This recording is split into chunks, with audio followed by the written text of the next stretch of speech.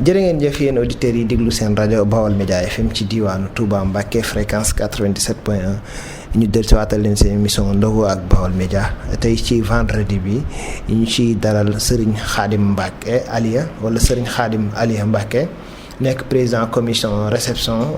liggéey yu mag yi ci commune en même temps aussi nekk chef division recette sëñ bi Mbacké ñu bàyyi la nga nuyoog auditeurs yi déglu ci Baol Média. waaw salaamaaleykum sëñ Mor ñu ngi lay nuyu di leen sax di nuyu mboolem seen auditeurs yi di leen déglu di leen gërëm di leen sant di leen ndokkeel ci weeru koor wi ñu nekk di ñaan yàlla lépp loo xam ne def nañ ko ci jàmm yàlla suñu borom nangul na ko bu jaay seeni lu jot. sëñ bi ñu ngi ci weeru koor bokk ci weer yi gën ci weer yi buñ sukkandikoo ci kàddu borom xam-xam mën nañ di baaxee quelque ngëneel. tawfeex la koor lu ci nekk ci tawfeex bari na lool ba Sëriñ Tuubaa mi nga xam ne moom la ñu yaakaar di ko liggéeyal bind na ci lu bari bind ci xasida yoo xam ne sa tax dem na ba di ko defiri ne buñ ko doon tëkkale gan mooy doon ngën ji gan ba nga xam da ko daan waajal bu baax te kon ñun ñi nga xam ne si li nag dañuy xeeñtu mbiram di jaar ci ay tegtalam kon mënuñu lu dul fonk ko ndax li ci nekk ci tawfeex bari na yërmande bari na ay ngëneel ndax boo ko seetee jaamu yàlla yi bari na lool waaye jaamu yàlla joo xam ne si ne mboolem kuñ mas a yónni ci muy ku ko xam suñu borom yónni na la ci bindee digal na la nga def ko donc mooy le seul acte d'adoration boo xam ne envoyé yi ñu koy def yëpp kenn ku yonent yëpp yi fi jaar yëpp kenn ku ne santoon nañ la ko kon nag suñu borom ci boppam moo fonk koor digle ko ba pare jàpp ne koor moom yeneen jaamu yàlla boo mën a def xëy na am na duñ la ci dig waaye bii moom maa koy fay sama bopp te na ma koy fayee moom waxu ko kenn donc ma ne si ko wàññi kon nag daal ñu ngi ñaan yàlla rek lépp luñ ci def suñu borom nangu na ko. Sëñ Khadim lan ngay wax ñi jàpp ne que weeru koor rek moom moo war a nekk weeru jaamu yàlla parce que gis nga jàkkee day fees nit ñi jàppalante bu koor gi paasee nit ñi delluwaat ci solin ngéeg yëpp. waaw xam nga loolu diine ci boppam diine c'est un tout du lu ñuy xaajal xëy na nag nit ñi seen wàllu bopp seen formation ci boppam moo demee noonu ba li nga xam ne war nañ leen ko jàngal seen wàllu diine njàng mi mu matut te njàng àll wa su makkul rek tarin wa du mën a jaar yoon loolu rek moo tax ci suñuy diine gàllankoor yu bare bari ñu ko def suñu diine yemul rek ci koor waaye bari na ci yeneen yoo xam ne si la yañ cay def ay acte la yoo xam ne si la ci gën a ñàkk déew ma amul solo waaye bokk na ci gën a ñàkk solo ci la ñuy gën a appesantir wu bàyyi fa l'essentiel bi loolu nag ci njàngaleen wi la ci doxalin bi la waaye weeru koor ñu bari lu fi rek dafa am lu ci suñ borom def loo xam ne bu ñëwee nit ñi danañ yëgaat seen bopp ci geneen taxawaay xëy na loolu moo waral loolu ba nga xam ne danañ ci def sax loo xam ne xëy na daawuñu ko def waaye suñ mënoon a fexe ba jàngal nit ñi ba comportement bi nga xam si la moom la ñuy am ci biir koor gi ñu fas ko yéene compter ba fukki weer ak benn yi nekk ci at mi ñuy def noonu kon yaakaar naa ne suñ borom dana wàccee xéewal gu yaatu ci kaw suuf nit ñëpp dana ci mën loolu nag am njàngale la loolu nag liñ ciy wax mooy kenn ku ne rek di ci ñaax sama bopp di ci ñaax ñëpp kenn ku nekk di jéem a téye sa waa parce que population yi mënuñoo tëb ne dañuy jàngal ñëpp mais bu kenn ku ne defee la war jàngal ko xamal say nit ni leen kat weeru koor ni ñu ciy def nii de jëmut ci weeru koor dépp mais ci at mi yëpp la war a def ba ñu ñëpp am ci conscience yaakaar naa nit ñi danañ ko def te bu boobaa xéewal rek lañ ci droit. sëñ bi porteur de voix la gis nañ temps yi ñu nemmeeku fi ñuy faat bari trop ba gis nañ démb sax xale bi def na ci déclaration wax ni ñu sàkk sarax delluwaat ci yàlla. waaw loolu moom mënees ko situation la boo xam ne mënees ko lu rek regretté ko xëy na nag loolu lépp balaab suñu borom la bu mu wàcce ci kaw jaam ñi ba doomu aadama yi dem ba gën a sax suufe bàyyi ma loolu it nag suñu borom moo ko def ndax doomu aadama da ko bind ci nam gën a rafetu taxawaay wàccee ko ba mu gën a suufee liy suufee ci kaw suuf kon diggante doomu aadama ak fa mi taxaw def lu baax ak fa mi gën a yéese maanaam daanaka un clin d'œil la benn minute la mënu ko xëy na it nag lii it du jékki-jékki aboutissement wu processus bu yaatu bu sori la ndax njàngale amatut yar amatut boo demee fépp foo xam sax dañ fa naan même ba ci école tubaab yi nga xam si bu njëkk am na éducation civique am éducation morale ñu téye nit ñi di leen yar ba amatut léegi côté éducation bi côté instruction bi rek la ñu jël bàyyi côté éducation bi te éducation dafa am bari na fi jaar yoo xam ne boo ko tuddee tey ñu dal sa kaw waaye il y a du laisser aller un peu partout nit ñi di leen def lu leen neex violence lañ soxla bari làmb bari xeex kenn ku ne ngay gis kuy jaay doole ku ñu dóor nit deretam tuur nit ñi di kontaan di ree gis ay jigéen man parce que ay image ñu taxaw ñaari ponkal ay mastodonte taxaw ñu ngemb bu taxaw kenn ki dóor kenn nit bët bi teppeeku ay xale yu jigéen yu ndaw tëb di yuuxu loolu ay violence la yoo xam ne mooy dugg ci xoli nit ñi di ko rampe di dem ba fees seen yaram ba nit ñi dem jamono metti na kenn ku ne am ngay difficulté sur le plan financier ci yu bëree bëri ba xol yi xat ba kenn mënut a muñal kenn bis bu set moo tax loolu nga gis bis bu set ñu naan diw rey na nit diw nit parce que xol yi ci boppam moom lañ tàggatu ci liñ waroon a def ba jaaraleen fa ñu waroon a jaar ba ñu yaatu ba yii yëpp di am waaye li ñuy ñaan yàlla rek mu tàppiwaat xol yi nit ñi gën a autorité étatique yi également gën a jël ay responsabilités ñu gën a assurer sécurité bi gën a jàngal nit ñi ba jukko yu bëri yoo xam si nekk na ci nit ñi ñu fexe ko fi jëlee pour que nit ñi mën a delluwaat ci lañ nekkoon seen xel yi seen xol yi yaatu ñu mën a dëkkaaleeg ñëpp mën a seq ñëpp jàmm loolu yàpp naa ne am na en tant que jullit en tant que ku gëm suñ borom jàpp naa ne suñ borom danañ ci xéewal ba yi ñuy gis mi yëpp wax dëgg yàlla c'est une situation vraiment très déplorable. Serigne bi est-ce que da nga jàpp ne que dañoo war a def li yàlla wax comme ku faat ñu faat la loolu d'accord nga ci en fait wala mën ñu ko appliquer Sénégal présentement. bon loolu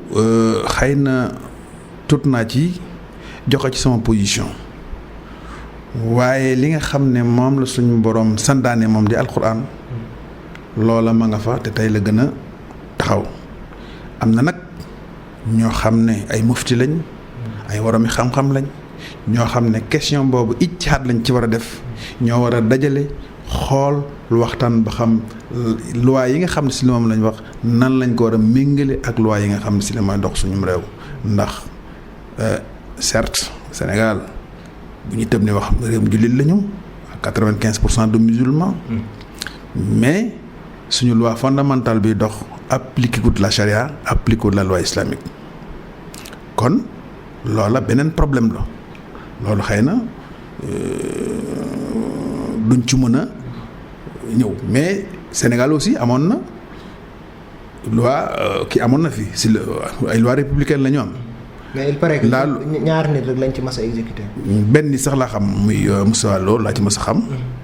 ci ku ñu rey ñaareel bi yëguma ko. waaye dañoo ñëw ci suñu arsenal juridique dañ ko mujj enlever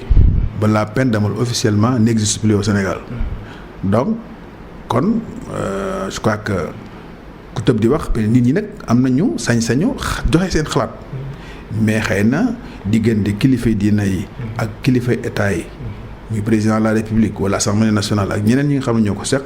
xëy na bis bu ñu demoon ba war a xëy ne loolu war naa mën a ñoom ñooy wax ci seen biir ba waxtaane ko ba juboo ko ba ñu mën a seet loo xam ne si dinañ ko mën a waaye man sama wàllu bopp mënumaa tëb rek ne nañ fi introduire peine de mort wala nañ ko fi jële wala nañ ko fi indi loola du wax joo xam ne si da wax ji indi sur le plan individuel lañ koy jël. voilà très bien sëñ Khadim Mbacké Allé tey yaa nekk suñu gan ci émission Ndogu ak Baol Média nga nekk conseiller spécial maire Abdou Lahad Ka ba nga ni di àddu ci kàddoom ñu ngi la fekk fii ci commune Touba bi ñu gis ne weeru koor bi bu ñu ci delluwaatee structure yu bari dañuy def ay ndimbalante ak jàppalante yéen fan ngeen toll ci loolu lan moo tax commencé gu leen ko wala yéen a ngi ci. waaw yaakaar naa ne daj na dëkk bi ñëpp yëg nañ ko. li nga xam ne def nañ ko ci wàllu social je crois que. ci koor gi ci koor gi am na solo trop ndax maire jënd na fii tonni ceeb yu bëri. tonni suukar yu bëri. séddale nañ ko je crois que boo xoolee même jamono ji may waxal boo rombee ci bunt bi am na ay nit ñu fi toog ñoo xam ne depuis bërki dem ba léegi ñu ngi ñëw ñu leen di jox ay ceeb ak suukar. xëy na distribution bi sànq la jeex ñi ko yoroon xamal nañ ne li fi nekkoon ci disposition jeex na mais teewul yaa ngi gis nit ñi ay centaines et des centaines de sélection yi nan la woon. amul ko jox ay ñenn wala. léegi amul critère de sélection amu ci. dañ ko doon seetlu de façon démocratique. tey lan ak lan la woon. ceeb la woon ak suukar nit ñi bu ñu ñëwee rang. ñu jël leen dugal leen ci biir bu ñëwee indi seen carte d'identité ñu relever seen identification jox leen lañu xam si li moom la ñu yellool ñu dem amuñu ci xej amuñu ci sel loola mooy li nga xam ne si li moom lañ doon jox nit ñi doon jóge ci àll bi di ñëw te nag mbay ci sa wew tànk ñi nga xam ne ñoo doon liggéey ci commune bi ñoom ñëpp kenn ku ci nekk jox nañ la si lëf képp koo xam si aussi conseiller nga moom it jox nañ la sa sukkaru score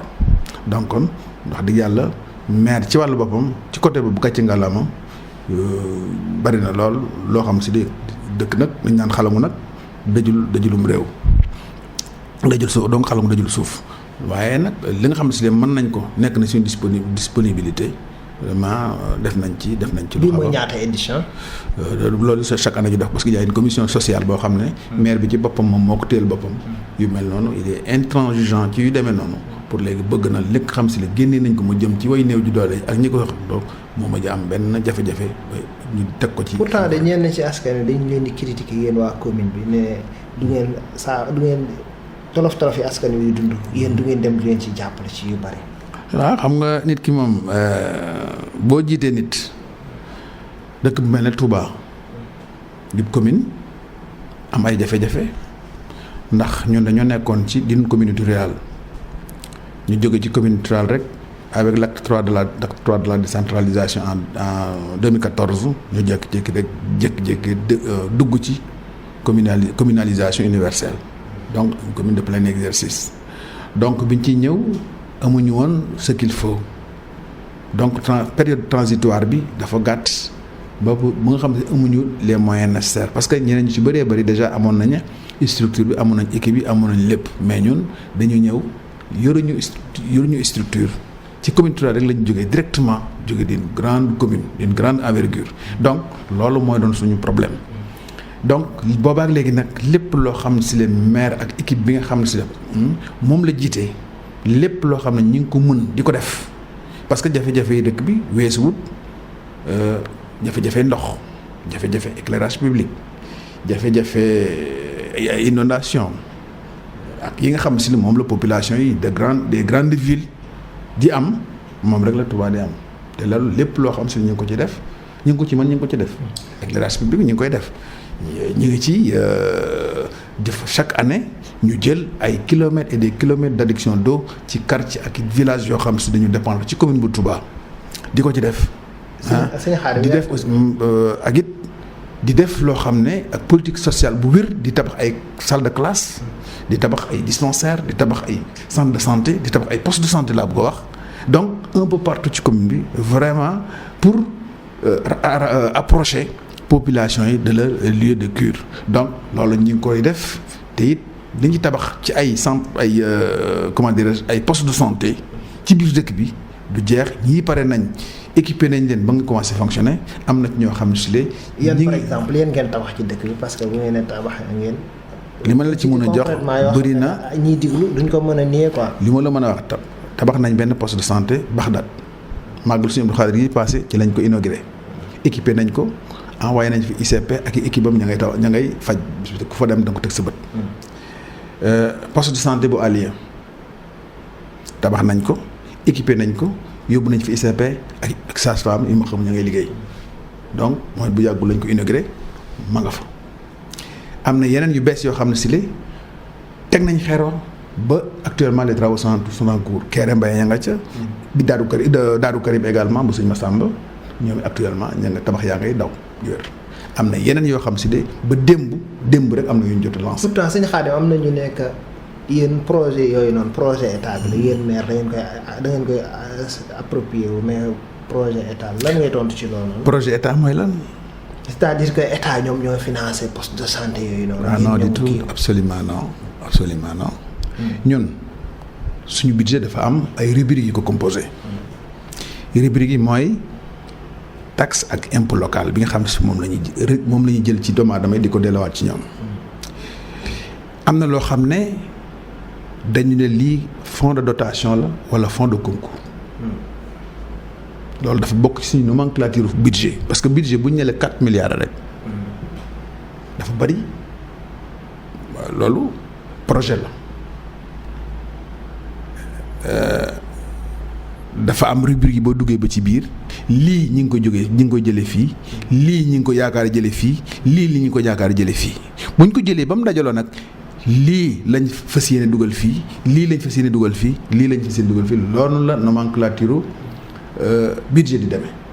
ci biir loolu nag am na ci loo xam ne fonds de concours la am na ci loo xam ne fonds de dotation la lii parce que bu ñu établir suñu budget dañ naan la budget bi temps la mais loolu dañ ko boole wala ci biir. dañ ko boole wala ci budget bi donc mairie bi du entreprise mairie bi du loo xam si day liggéey pour di defar xaalis amul. li muy fonctionner di ko dellowaat ci askan bi dafa am fu mu ko jëlee ci askan bi da ko jëlee dellowaat ko ci moom wala mu jëlee ko ci état bi dugalaat ko ci moom donc mais li ñuy def ci ay poste de santé wala yu mel noonu kooku sore naag lool. du projet état bi ngeen di approprié. projet état li mu mën mooy. bu ñëwee mën na ñëw ne damay def benn hôpital wala mën na damay def benn centre de santé état mën na ko. mais ay poste de santé ak ay case de santé wala yu demee noonu kooku ci prérogative commune la bokk commune moo koy defal boppam. donc ci budget la koy jëlee di ko def. Sëñ Khadim Mbacké Alieu dégg naa say kàddu léegi nga wax benn retard boo xam ne que am ngeen ko yow yaay jiite division recettes yi lan Touba li fiy dugg lépp ci marchandise presque moo nekk 2e capitale. ci wàllu économique lan moo tax que par exemple ngeen am retard boobu noonu loolu lay wax léegi. bon en fait du retard mooy lan c'est-à-dire. le fait que par exemple kii changement bi jógee ci commune rurale ñu ci commune bi changement yooyu nga doon wax lenteur yooyu. non c'est-à-dire du lenteur c'est-à-dire àdduna moo demee noonu ñun dañu nekkoon communauté rurale. ak ay prérogatives bien simples. bien définies sañoo def lii sañoo def lii sañoo def lii.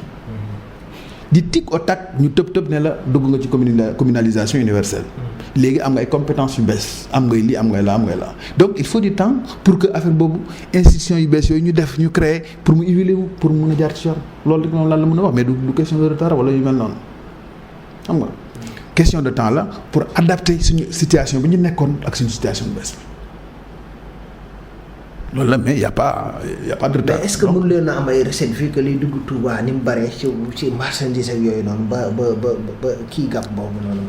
c'est-à-dire jërë ngeen jëf yéen ñuy suivre seen émission Ndogu ak Baol Média di ànd ak Mor Mbaye Cissé ci présentation bi ci dalal tey Sëñ Khadim Alieu Mbacké nekk président commission de réception grand travaux ci commune Touba en même temps aussi nekk conseiller spécial ci maire bi sëñ bi ba nëgë ni ñu continuer fi ponk bi nga nekkoon. waaw dama ne la c'est-à-dire xam nga loolu nga wax ñi ngi ci liggéey bu wér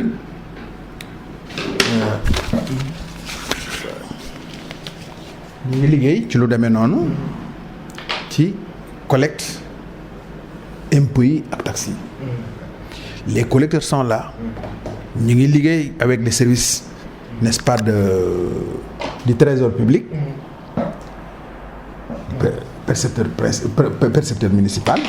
ñi ngi ak suñuy collecteur chaque jour que Dieu fait ñi ngi ci biir dëkk bi di di seet nan lañ mën a recouvrer impôts yeeg taxes li ma la wax sànq nag dafa am ay mécanismes yoo xam ne si la il faut que pour mu mën a dox à 100% il faut que mu huilé ñi ngi def suñu kéemtalaayal kattan di xëcc li ñu war a mën a xëcc waaye comme li ma la waxoon sànq comme lu ñu jóge ci communauté rurale dugg ci commune machine boobu pour mu huiler dafa war a jël temps waaye ñun li nga xam si ne mën nañ ko te di ko def ñu ngi ciy góorgóorlu kii rek sànq le surveillant comptable moo ma ko yónnee me faisait un peu la situation depuis mois de janvier jusqu'à présent mooy ñi nga xam détenteurs des valeurs actives ñi nga xam ne mooy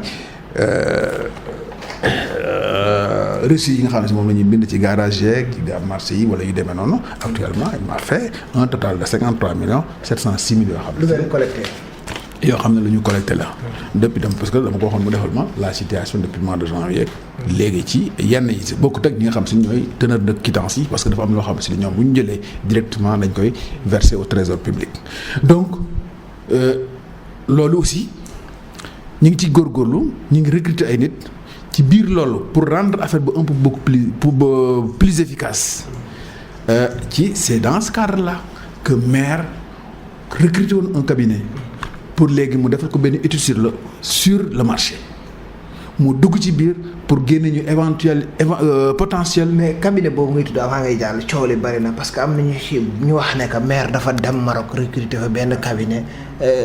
expertise locale bi nekk fii nii maire fulaalu ko coow li bari na ci loolu. am ñii ne sénégalais la ñii ne marocain. non là moom c'est des extrapolations du dara. daa ji ab taalibe la ci dëkk bi la dëkk taalibe Sëñ Tuubaa la mi ngi dëkk fii ci dëkk bi donc loolu moom ay wax la yu wax loolu amul.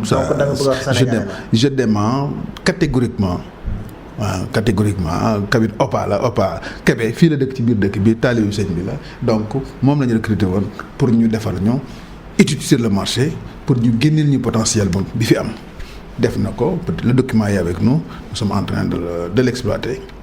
ci biir loolu. ci la maire document bi est-ce que dina yomb pour ngeen pratiquer sur le terrain ngeen concrétiser ko vu que am na ay entraves yoo xam ne que mu ngi ci terrain bi. mais entraves peut-être xëy na toutes les entraves sont faites pour être levées. donc loolu ville spéciale la parce que am na yu ci bari yoo xam ne lan moo tax mënu leen a par exemple budget bi chaque jour que mën ngeen ko bañ a jege sax alors que mën ngeen a voter 3 millions wala 4 millions mais gars yi nee na xaaj bi sax parfois. waaw mais xam nga loolu dama ne la xam nga loo gis lu ne amélioration da ci am. daaw gis nañ suñ budget fi mu tolloon ak suñ taux de recouvrement fi mu toll. pour améliorer ce taux moo tax. ñuy def bis seen ñu def ay initiative di jéem a seet nan la ñu mën a def pour yokk affaire bi ngir taux de recouvrement bi mën a nekk sinon jusqu'à 70 wala 80%. donc loolu mooy suñu objectif te nous travaillons pour ça dëkk bi a été découpé en zone on est en train de travailler avec les services fiscaux les services du trésor public sous peu l'université de Bambey nous enverra des étudiants qui vont nous aider dans le cadre de recensement, n'est-ce pas, du patrimoine bâti. waaw ci fan yi université Bambey ñu ngi leen di gërëm au passage danañu yónnee ay étudiants yoo xam danañu dimbali avec les services fiscaux de Diourbel ak les services bu trésor bu Mbacké pour dimbali ñu ci jàppale ñu ci recensement patrimoine bâti bi. yooyu yëpp ay initiative la yoo xam ne maire moo ko jël na également ci budget dem jënd ñaari pick-up yu bees tàq teg ko à la disposition de la commission des recettes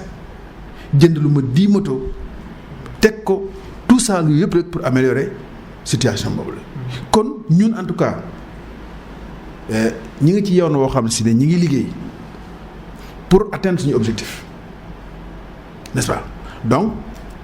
loolu moom lépp les moyens matériels a ngi fi les moyens humains sont là donc chaque jour amatuñu guddi amuñu bëccëg ñu ngi góorgóorlu ngir fas yéene ba li nga xam si ne moom lañ ñu sant ñu fexe ba am ko ba ban ko delluwaat si. mais est-ce que rôle boobu nga wax ne yéen a ngi koy jouer est-ce que askan wi ñu ngi koy sentir parce que gi ñu ci bari boo leen dékkee seen micro dañ naan maire bi commune bi seen bopp lañ fi nekkal. waaw mais xam nga nit ñi moom xam nga wax moom bu jotee kum neex nga wax lu la neex c'est-à-dire ñun nabatuwuñu kenn làqatuwuñu kenn li ñuy def c'est des actions concrètes gis nañu ko képp koo xam si le bëgg nga ci xam dara boo ñëwee danañ la wax nga dégg danañ la war avec des documents à l'appui ki nga xam si nag jéemut a xam na ñuy def xamu ko dégluwut laajut. ba pare nga yor réalisation concret ngeen leen di tegal Serigne Khadim Aliou Mbacké yan réalisation concret yoo xam ne que def ngeen ko ci 2018 wala 2019 loo xam ne mën nañ ne au delà de par exemple que case de santé yi nga wax loo xam ne que mën nga wax askan wi ne lii mais commune moo ko fi réalisé wala moo ko fi def te da doon indi jafe-jafe askan Touba. mooy li ma la wax sànq li ma la énuméré je crois que doy na comme bilan nous avons fait énormément nous avons addition d'eau def nañ ci ay kilomètres et des kilomètres. yenn quartier ngeen bari na je n'ai pas le en tête vraiment je n'ai pas mais yaatu na fu ne def nañ fa pratiquement. pourtant addiction d'eau problème mu canaux yi nee nañ du ngeen sikkarti yenn canaux yi. pour sikkarti bi ak problème mu lampe yi aussi itam du ngeen sensé pile yi tàkkut ak yooyu noonu lu bari. pour loolu ñi ngi am na ñoo xam ne boo demee sur le terrain actuellement il s'occupe n'est-ce pas du cure des caniveaux parce que hivernage mi ngi jege si bu dee addiction d'eau bi def nañ ci ay quartiers et des quartiers yoo xam ne mënuma taxaw fi di ko limal bu dee en matière de santé wax naa la fi sànq ñaari poste de santé ñaari poste de santé yu ñu def benn mi ngi allié benn bi mi ngi Guédé ñu ngi fonctionnel à 100%. yeneen yi ci des ñii teg nañu xeeroo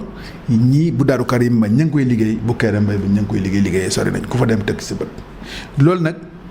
mooy li nga xam ne moom la ñuy am di ko def bu dee affaire éclairage public boobu ngay wax. maire m'a instruit ainsi que son directeur de cabinet pour léegi ñu def appel à candidature pour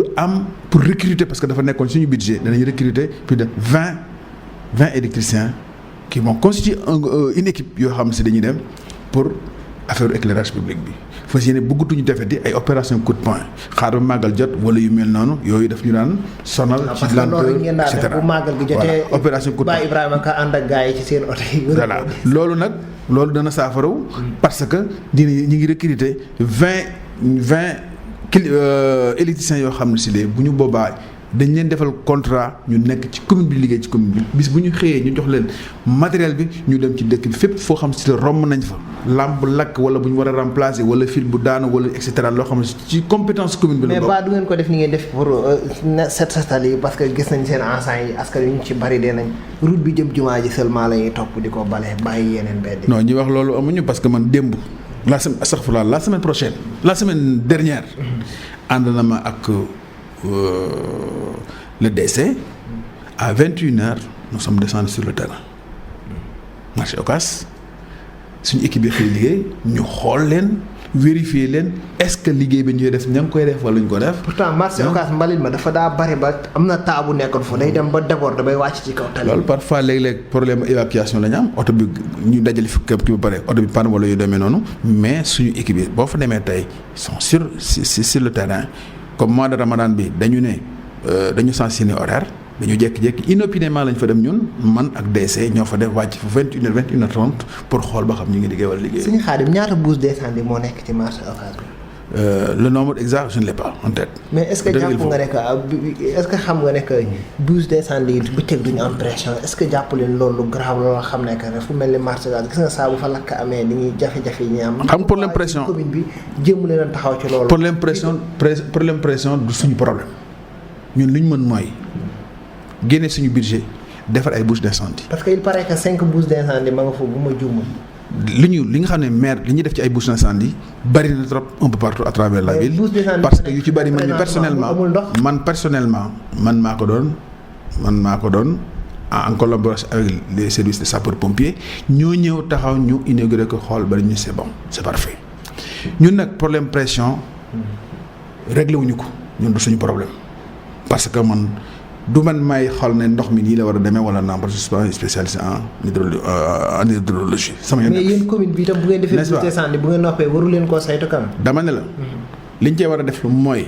defar nañ ko mu àgg nekk na dans les normes ànd nañu service comment dirais-je sapeur pompier ñu ñëw ba ñu réceptionné ko xool nañu ko ne c'est bon ba muy fonctionné loolu lañ ci mën di ko xool. sapeur pompier ñoom ñoo yor affaire boobu di ko xool mais nag am na pression wala amul pression loola même sama kër bu amul pression kooku mënuma ci dara ñàkk pression sama kër ak marché ba ñàkk pression pour man nooy mënuma ci lu bari. ñu leen di fàttali ne seen émission Ndogu ak Baol Médias mi ngi dalal Serigne Khadim Mbacké Aliou nekk président commission réception ci grand travail ba noppi nekk chef division recette tey nag muy àddu ci turu exceptionnellement turu Abdou Lahad Ka le maire ñu gis encombrement yi nekk marché Ocass président mi ngi lancé slogan zéro déchet ñu gis marché Ocass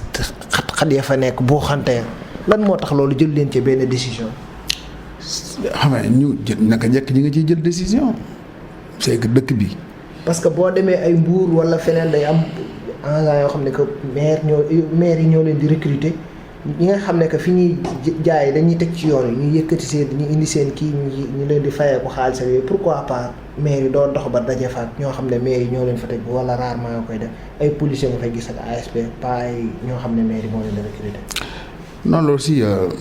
xëy na mais li ma mën a xamal foofu ci bopp mooy. problème encombrement de la voie publique kooku c'est un problème international du Touba kese man mi wax yow j'ai vécu en Europe loolu dafay am problème même bu ngeen xoolee. itam autorités yi dinañ jéem a def ay. waaw déglu ma même si leen di yëkkati ñu jógaat nañ leen yëkkati mais boo demee marché Ocass kenn du leen yëkkati li ñu mën police moo leen li ñu mën ñu ngi koy def xam nga dëkk bi dafa bëri sañ-sañ te it am na loo xam ne si li mas laa koy defar. ak góorgóorlu waaye mën na si koo def ci doole spécificité dëkk bi moo demee noonu. mais est-ce que loolu. kilifa loolu du boyal daay parce que gis nañu fa lakk amee pour sapeur yu jaaxal sax problème lay nekk. ah loolu mooy li ma parce que loolu moom mooy li ma la wax moo tax dañu fas yéene waxtaane ko ba turu ci solution. parce que bu fekkee ne kilifa dafa bokk ci dëkk bi. mën a dem mën a moom Touba yor këram xëy taxaw dagg ko ay place ne fii maa fi dégg maa fi def wala bu dul moom it ku sës ci moom a ko def bu boobaa bu maire ñëwee bu leen bëgg jaay doole. mais itam yéen ay seere lan moo tax que yéen doxalu leen bu ngeen amee entrave puisque sëñ bi moo leen fi teg nit ñi bari nañ mu yëkkati leen teg leen. pourquoi ngeen doxal ba am contrainte bu ngeen amee contrainte rendre compte sëñ bi wala ngeen wax askan wi ne par exemple fii la suñ kii yam bu ko defee askan wi duñ leen critiquer ci loolu noonu. bon en fait. kay loolu ñu ngi koy def ñu ngi koy wax ñu ngi rendre compte sëriñ bi di wax di ay actions yu wér ñu ngi koy def di def li nga xam si leen moom la ñu yoon sant bu ñu maslaa sëriñ ñu jëfandikoo lu ñu mën. parce que gis nañ déguerpissement bi. police ak ni temps yi la jàll jël ngeen fi benn arrêté ne sareet yi duñ dawati ci kii mais gis nañ ne que yenn décisions yu ci bari bu ngeen ko jëlee itam quelques jours lay am mais après du am suivi quoi lan moo tax loolu. non c'est que xam nga problème mooy c'est un problème yu mel noonu. C'est un problème de police maire li mu mun mooy jël arrêté waxtaan ceeg les autorités qu'il faut ñi nga xam ne ñoom la seqal dëkk bi ñu jàpp ci parce que man mi sa wàll bopp mënu ma ñëw fekk borom kandidat bu taxaw ma ne ko jógal su ma ko joxee lànk lay def pour mu mën ko def fii ñi nga xam si ne ñoo yor voirie bi par exemple ma ci jox ku mel ne Pape Fall wala yu mel noonu ils ont tous les produits du monde chaque jour ñu ngi ci biir terrain bi. mais est-ce que gars yi dañuy dem sax ba dañuy menacer bëgg leen dóor wala yu demee noonu. est-ce que da ngeen a ragal mais sinon pas de police. de force de sécurité seen ginnaaw bu boobaa loolu du mën a sotti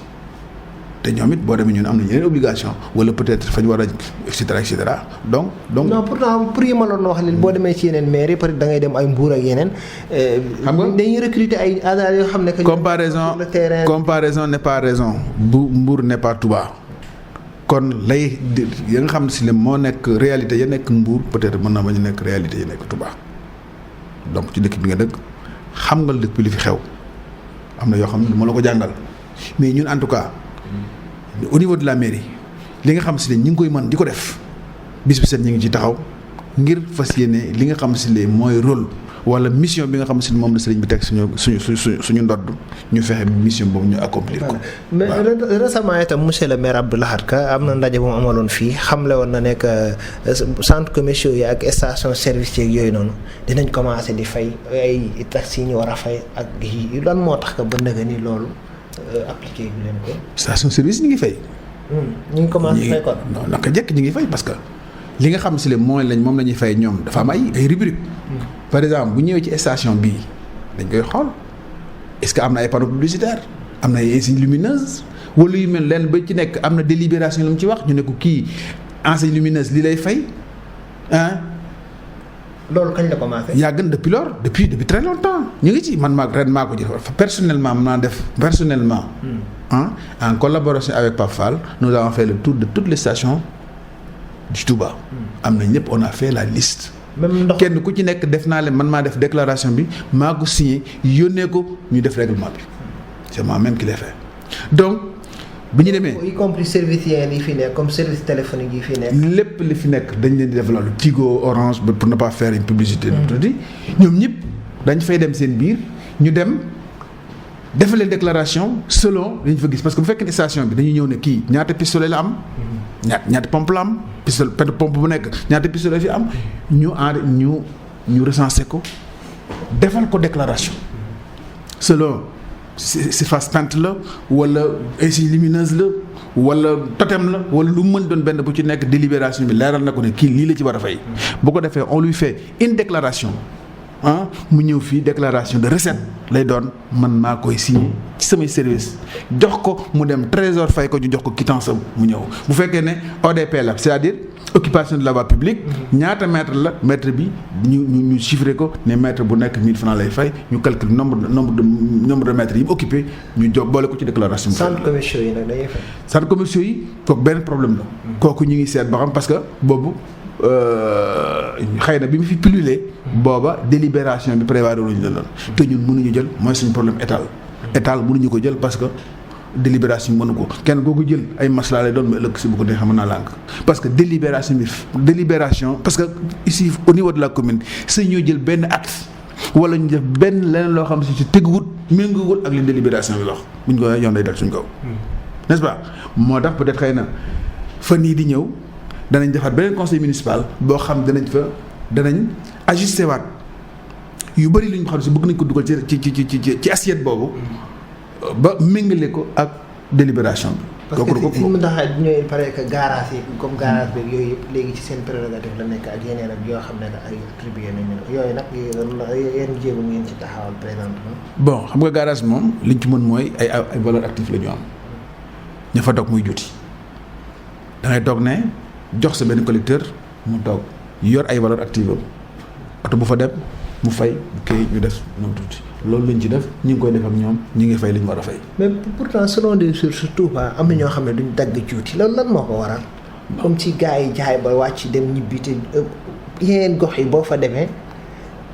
marchand ambulant yi wala ñeneen dañuy dagg juuti. xam nga loolu ça fait partie de l'histoire même de la ville. parce que da nga dégg sax waykat yi naan Tuubaa da ngay jaay ba ngoon nga mën a dem kenn du la juuti et cetera. donc yooyu yëpp dafa bokk ci histoire dëkk bi baat bi juuti ci boppam moom la dëkk bi nanguwul xam n'est-ce pas donc yooyu c'est des réalités et puis comme li ma la wax sànq mooy problème état yi ma la wax comme méngoowul. yooyu pourtant conseil bi jàll jëloon ngeen ci ay disposition ferme ne ambulant bi fi muy teg voie publique lay occupé donc ambulant bi dafa war a fay. xam nga nit ñi dañoo comprendre loolu yëpp si dafa am ay difficultés yu ci nekk. difficulté bi nit bu fekkee ni fii mu nekk du fu mu war a toog. bis boo demee ba commencé ko fay da nga koy légitimer moom ci boppam xam nga dëkk bi noonu la ñu naan te loola li texte yi wax dañ ne la kii nga xam dafa ñëw occuper la voie publique. même boo ko dee fayeeku la mu fa nekk ba boo ko autorisé mu toog fa c'est précaire et révocable à tout moment. mais teewut activité ba mu fay def la war di fay mais nit ñi comprendre ci loolu. culture fay la nit ñi amul mais te ginnaaw nag yu ci bëri yoo xam si ne ñun pour ñu def ko il faut léegi ñu am méngale ko ak yoon parce que bu ñu ko méngalewul yoon dal suñu kaw te méngale googuñ ko ak ñoom en attendant que ñu koy méngale dañuy bàyyi situation bi pourrir lii rek la du leneen pas autre chose mais bis boo xamante ne am nañ délibération wax ci lu leer nañ ba réglé ko bu boobaa on prendra toutes les mesures qu'il faut. sëñ Khadim nan ngeen di def pour fossé bi am diggante population ñenn ci population bi ak mairie surtout ñu fiy liggéey mu wàññeeku parce que gis nañ ne que parfois que boo ñëwee discours bi ngeen di tenir ne yéen a ngi liggéey askan wi ñenn. contraire loolu gis quoi fossé boobu noonu nan ngeen. loolu problème de communication la certes. on a mairie bi quoi. voilà donc problème de communication dafa am mais créé nañ yenn stratégie de communication surtout yu mel ne yéen lii ngeen def ñu ngi leen ci sant bu baax parce que yéen it lii ngeen di def bokk na ci li nga xam si moom moo ñu jagale moo ñu jagale population parce que bu ngeen jógee fi ngeen jógee ñëw fekk suñu sur place jël information à la source des autorités des gens qui sont autorisés à le faire ñu ñëw nga ñëw toog ñu waxtaan ak ngeen jël la bonne information véhiculer ko yéen bokk ngeen ci ñi ñuy dimbali dañu creuser fossé boobu nga bu fekkee si fossé yaanaa bu amee bokk na ci ñi nga xam si ni ñooy combler fossé boobu si diggante population yi loolu nag problème de communication la ñi ngi ciy veillé di ci góorgóorlu yu demee ni action de solidarité yu demee nii ñuy def yooyu yëpp bokk na ci lii tax bëgg a def ñi ngi prévoir également def yu mel ne ay opération coup de poing bu ñu jékkee-jékk ba mu yàgg par exemple ñu ànd le maire wala son chargé de communication wala yu demee noonu ñu dem fekk benn lieu ñu teg fay affaire waxtaan ak population bi ñëw def ak ñoom ay rencontres spontanées ñu waxtaan ak ñoom politiciens yi defee même si que vous faites la politique autrement ici dans la commune ni ko di dem di def ay débat di waxtaan ak population yi di leen expliquer par exemple dëkk bi di leen sensibiliser pourquoi pas loolu noonu mais gars yi nee na yéen maire yi da ngeen a fermé woo pour nga ñoom sax nga am interlocuteur boo waxal parfois c'est tout un problème. mais xam nga loolu aussi c'est un problème de temps et de calendrier parce que comme maire yi ni ñu ko demee ak seeni statut ak su mel noonu yu bari peut-être di xëy na du ñu am parce que dëkk mel ne Touba ak ni mu toll mairie bi kenn nit war la ne vraiment pour ay millions de personnes nga bëgg di ko nom tuuti loolu dina jafe waaye moom lim ci mën am nay canaux yu ñuy jaaree canaux yu ñuy jaaree mooy canaux spéciaux yi nga xam si traditionnels yi nekk ci biir dëkk bi mooy à travers événement religieux yi am fa événement religieux amee ak fu dee na amee maire na fa dem ñu jox ko fa kàddu mu expliquer wax les actions qui se mènent à la mairie wax yenn solution la ñu am ñi ñi wax fa seeni jafe-jafe ñu jël ay engagement ferme pour régler ko donc ci canaux yooyu lañ mën a jaar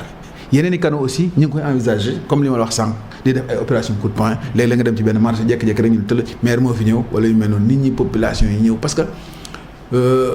dañu gis ne administration bi gën a efficace mooy administration bi nga xam ne moo gën a jege ñi muy administrer parce que buñ jegee ak ñoom rek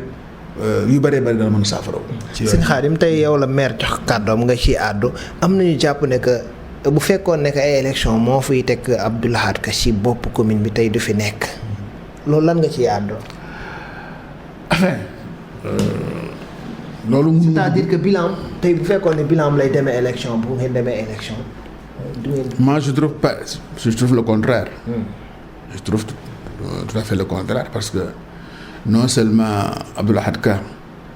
waaw nekk moo di ko défendre wala je ne suis pas pour lui jeter des fleurs ça il faut que ça soit clair mais dama lay du loolu j'aurais dû le faire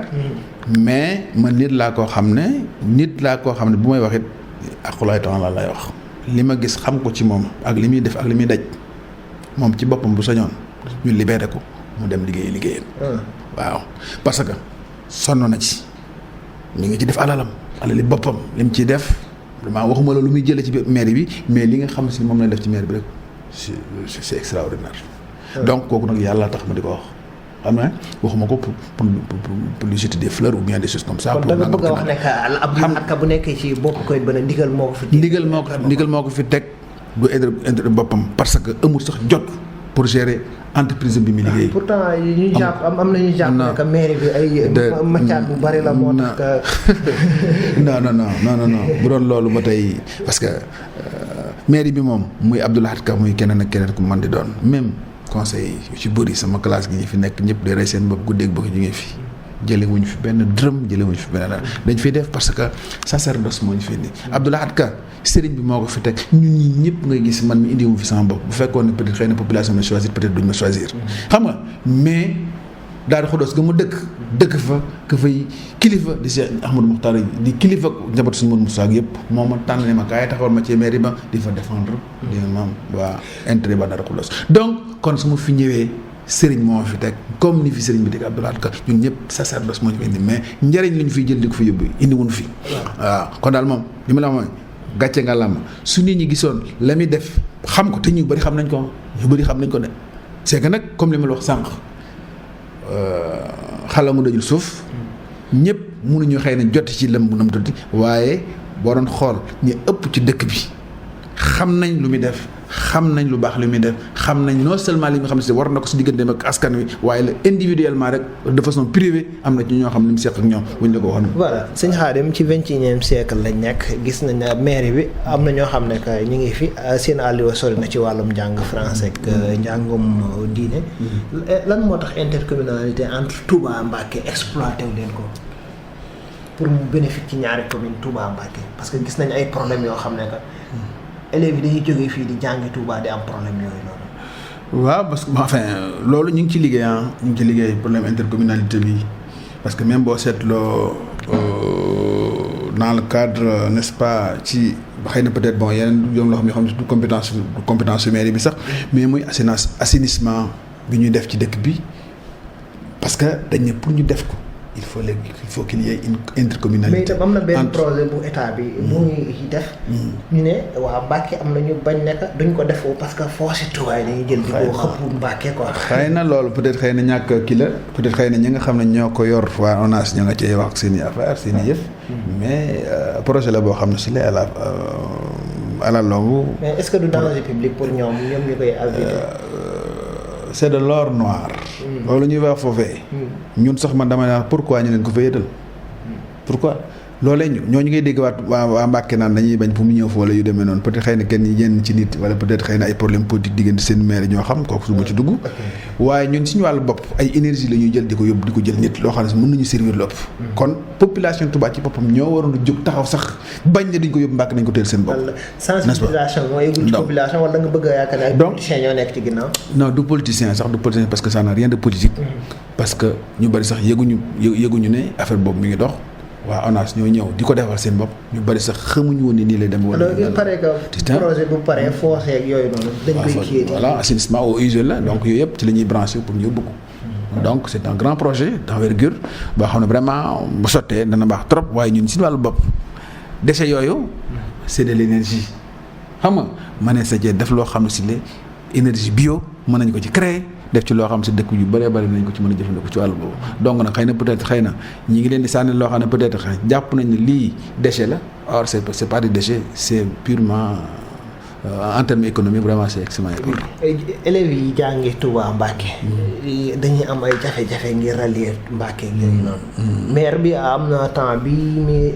monsieur Ndiamé Ndiaye ñoom doon réceptionné ay salle de classe yu ñu defoon ci gox yi ak ay ren ndaw ak Daaru Karim waxoon nañ ne ay bus yoo xam ne ñu ngi koy fan ngeen ci toll ay te yàgg ngeen ko tudd bus yooyu noonu. waaw kooku si dans le cadre de la coopération internationale commission bi ñu ngi ciy liggéey.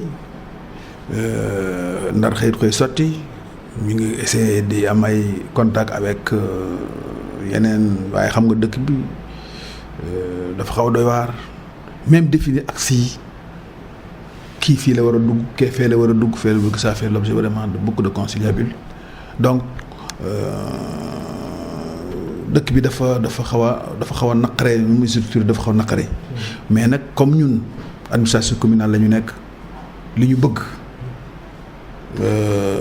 ñu bëgg mooy nit ñi ginnaaw jàpp nañ ne njàng mënul ñàkk te ñëpp ku bëgg di def ñu fexe ba amoindrir coono yi ñu def parce que coono boobu dama koy toggoo sama morom di ko toggoo keneen di ko toggoo ñëpp di ko toggoo. pourtant Abdou Mbacké Ndao am na benn interview mu ne 80% élèves yi ñu Mbacké yëpp Touba la ñuy jóge loolu c'est clair mais Abdou Lahad Ka dafa mel ni lu leen bàyyee charge bi ñoom parce que fourniture scolaire ñoom ñoo koy joxe ak yeneen yéen daal da ngeen a bàyyee fardeau bi waa Mbacké pourquoi ça yéen ci commune bi. non loolu sax demee wut noonu certes xëy na peut-être 80% peut-être c'est trop ou bien mais xam naa ne jege na ko même bu ko matut jege na ko. loolu moom c'est une réalité parce que Mbacké yàlla moo defee noonu lépp lu fa nekk Touba la fay jógee du ci njàng mi rek du fa njàng mi lépp lu ñu fay def plus de la moitié vient Touba. ñooñu nag seen fourniture yeeg ak yi ñu leen di aider ak yooyu yëpp commune bu Mbacké ñoom ñoo koy kii ñoom ñeneen loolu da ngeen leen ci mel ne lu leen ci xaw a seetaan quoi. non commune non loolu c'est ay xeer yu ñu sànni la ak di jéem a def ay baquettes des choses comme ça mais Touba li nga xam ne si le enveloppe bi nga xam ne si le moom la ko jël. ñaata daara la am ci dëkk bi ñaata école lañ ma fi am ñaata la ñuy nam tuddati enveloppe bi nga xam si ne moom la ñuy jël ko ci fond de concours wala nam tuddati si lu jógee ci nam tuddati nga xam ne par exemple dañu léegi école yee ko dox a jóg loolu ñun dañu sax am problème pour non seulement ña ngi leen di dimbali ci loola loolu mooy wax ñi ngi leen dimbali ba wér a wér même suñu étudiants yi fi jógee même étudiants yi nga xam si dëkkuñu ci biir Mbacké dëkk ci biir Touba mais ci département de Mbacké lañ nekk. mais seen étudiants yi parfois ni ñu ngi fii wax ci rajo yi. wax ci xam naa ko ñun ñëpp on a été des étudiants. xam ngeen état d'esprit étudiant ni mu demee moom il est toujours enclin à faire des critiques mais il n'est jamais positif donc loolu mooy position étudiant. mais pour démb la ma. L'adjoint maire Ndiamé Ndiaye chargé n'est-ce pas de la commission chargée de l'éducation jox na ma démb wan na ma ay chèques yoo xam ne versé nañ leen ko ci seen i compte banque que ce soit étudiants yi nekk parce que il y a deux dafa am ñaari amicales yu nekk yoo xam ne si la ñii nee nañ Touba lañ dëkk exclusivement ñeneen ñi ci des ci département bi lañ bokk donc nga xam ne bii ci biir bi la waroon a bokk waaye comme ñoom dañu wutal seen donc ñaari amicales yooyu yëpp versé nañ leen seen xaalis bu war na ma démb état boobu. mais rakku ñooñu ñi ngi lang ci oto yi di leen romb fii chaque suba teel ak bëccëg naaju tàng ñooñu lan lañ leen def lan ngeen prévoir pour ñooñu. loolu ñu ngi ci taxaw mooy li ma la wax mais comme ndar xëy sotti amoon nañ fi ay projet wut ay bus scolaire mais.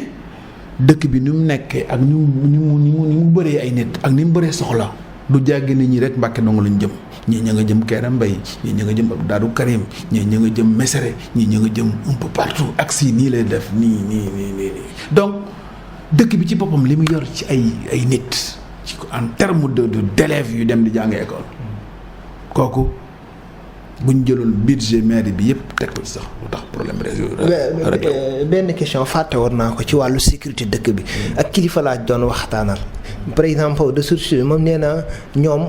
certes que taxiderries yi ñi ngi def ay patrouilles def ay kii mais parfois commune bi facilité wu leen yenn tâches yi parce que yenn mbedd yi day lëndëm guddi buñ tàqee nit ba mu dugg fa day gaaw a raw ak yooyu noonu lan moo tax que yooyu di teg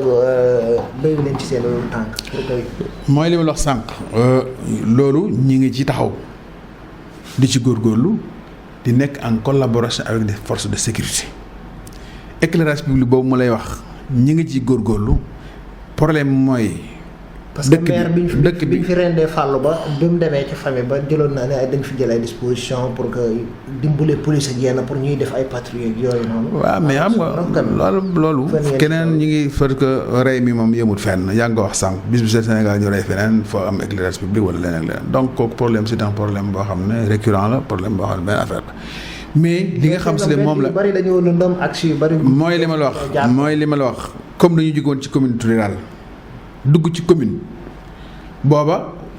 commune rurale amul benn prérogative sur l'éclairage public Senelec moo yoroon lépp bi ñu ñëwee ñu jékki-jékki bàyyi ñun ñëpp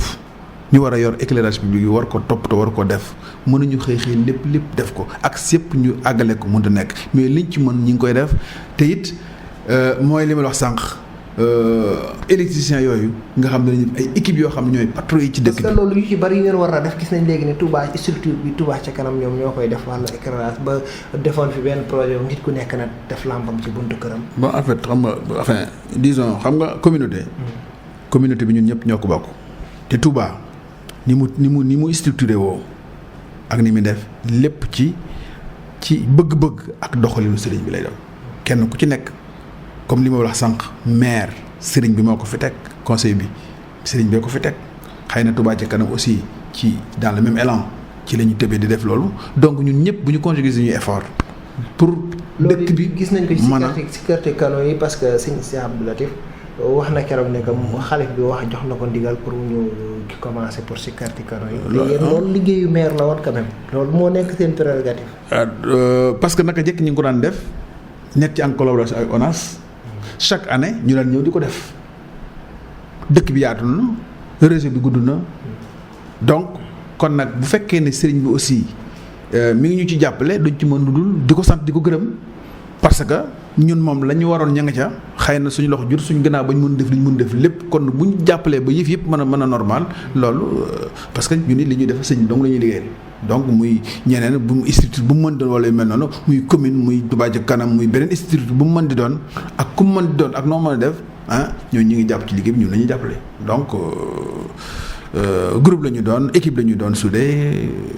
on fait ce qu'on peut. voilà jërë ngeen jëf ñu leen doon fàttali ñi seen émission Ndogu ak Baol Média tey mi ngi àndoon ak Serigne Khadim Mbacké Aliou au lieu de Serigne Khadim Mbacké Aliou rek laa doon xam naa Aliou laa doon xam naa koor gi moom a jàpp moo nekkoon président commission réception grand travaux ak chef division recette ci commune bi ñu bàyyi la sëñ bi nga tàggoo mais grand travaux yi de waxagoo yow ci réceptionné gu ko def foofu nga tàggoo wax ne bëri na luñ ci réceptionné nañ ci ay adduction d'eau réceptionné nañ ci ay éclairage public par exemple fu mel ne Daaru Khoudoss par exemple pencum Daaru Khoudoss pencum Kër Sëñ Chouaïbou pencum Daaru Minam pencum Kër Sëñ Sidi Muxtaar yooyu yëpp ay grands travaux la yoo xam ne si ñoo ko réceptionné ci ay salle de classe ngay comment dire Bangaaj